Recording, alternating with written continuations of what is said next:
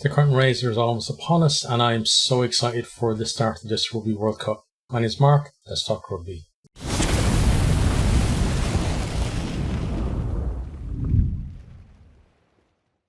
France v New Zealand is probably the most exciting curtain raiser we've ever had to a Rugby World Cup.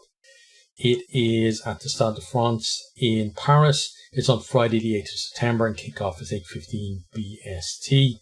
This is a repeat of the 2011 Rugby World Cup final. Hopefully it is a better spectacle than that dire game.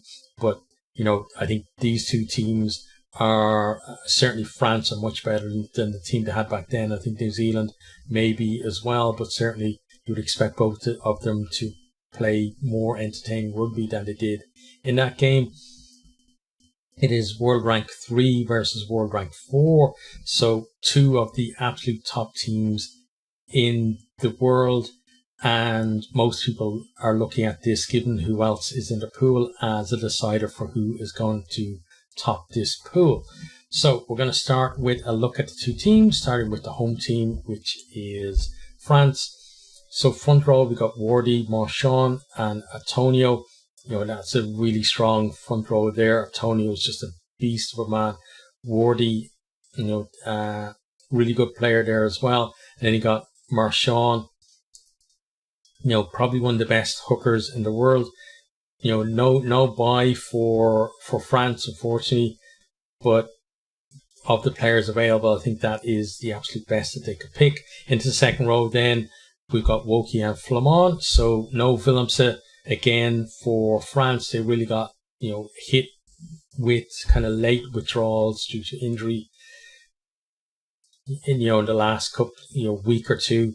But Woki and Flamand, again, is a great partnership there for them. And, Flamand had such an incredible Six Nations for them as well. And they're really going to put it up to New Zealand's second rows, I think.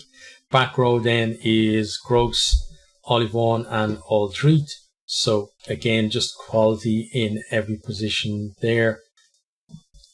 And, Aldrit, I think, has been on fire recently. Olivon and Kroos, both of them, just top quality players. Also into the backs then, half backs, you got Dupont, for me, like the best player of this generation. Just consistently, he's in the conversation for best player in the world at any point in time, over the last kind of 3 or 4 years at least, if not longer. And, other players may kind of peak above him, but he just stays there in that conversation all the time. And then you got beside him Jalabert, obviously no Ntamack as well due to injury, but Jalabert showed that, he can fill in there at 10-2 and produce the goods. On the wings then we got Villiers and Pinot, both of them in fantastic form through the Six Nations and in the warm-ups as well. So, and then I thought we would maybe have Biel Biari in the mix too for this, but maybe we'll see him later in the tournament. The centres then, you got Mo Fana in for Dante again, who's another injury casualty, beside Fiku, who is one of the form centres on the planet. And then you got Ramos there at fullback. The guy, great second playmaker at the back, great under the high ball, fantastic counter-attacker, and, deadly from the tee as well. So, absolutely, I think of the players currently available, the best 15 that they could pick, and you would expect that from them. Onto the bench then you got front row replacements, Mauvaka, Gross and Aldahidi. So again, just quality coming off that bench. You've also got Taufi Fanua there, Bodin. So, the replacements in the forwards are all just quality that, are going to help them keep going against this New Zealand team. So not expecting France to kind of flag towards the end. Then you got Luku as the backup 9. Dupont tends to play most minutes of most games, so whether he gets on or not, we're not sure. Then you got Vincent and Jaminet. So Jaminet will probably come on at some point, maybe for Ramos, but he could fill in for Jalabert as well. There's plenty of, I think, versatility in the French backs, that if they do get an early injury, they can kind of reshuffle if they need to. But yeah, it's just a top quality team that they picked. Then on to New Zealand, quality in this team as well. You got front row is Ethan de Groot. Cody Taylor gets the nod at hooker, and again you got Nepo Laulala as well at tight head. So obviously no Lomax after he had that injury with the cut on his knee. So De Groot, I think, has been a real revelation for New Zealand in that front row. Himself and Lomax, turning him into what was a solid scrum into a dangerous scrum that can win penalties for them, and just those two front rows going head to head is going to be a sight to see, I think. But yeah, it's difficult to see in terms of which front row is going to be the better. You've got sheer size and bulk on the French side, but also quality. And then, with this New Zealand front row, you got good ability around the park, but also they can scrummage too. So it's going to be a real dogfight, I think, between those two front rows. Second row, then you got Sam Whitelock and Scott Barrett. So Scott Barrett, escaped any kind of sanction there. With he got sent to review after his red card, and it felt that the red card sanction, just missing the rest of the game, was enough there. So I have no complaints on that. But a decent second row pairing there as well. I think again it's about kind of who's going to get on top between them, because it's just quality on both sides.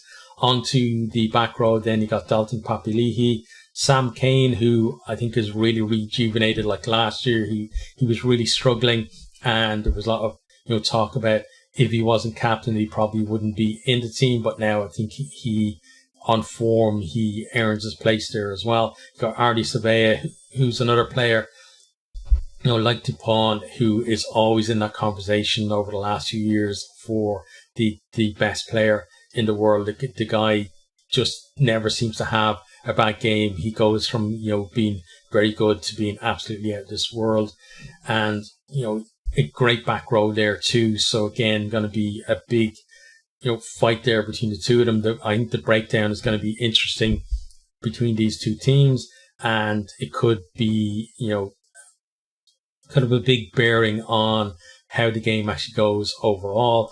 Into the halfbacks, then you got Aaron Smith, another absolute quality player at 9, and he just gives his team something that I think the other 9s can't. Not just experience, but the speed of play and his speed of thought as well really does help this team. They're so much better when he is at 9. And then you got Richie Mwanga, probably one of the most improved 10s in World Rugby over the last couple of years. He really has, brought his game on a lot. He can run a back line, but his kicking has improved out of this world as well.